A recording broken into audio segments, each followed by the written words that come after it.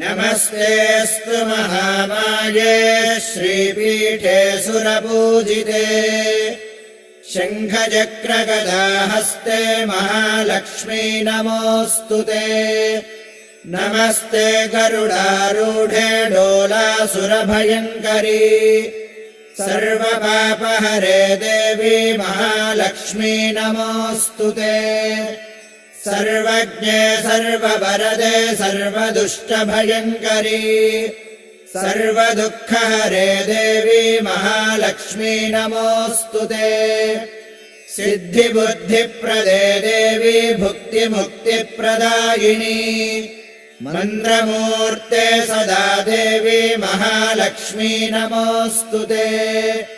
आद्यन्तरहिते देवी Adishakti महेश्वरी योगज्ञे योगसम्भूते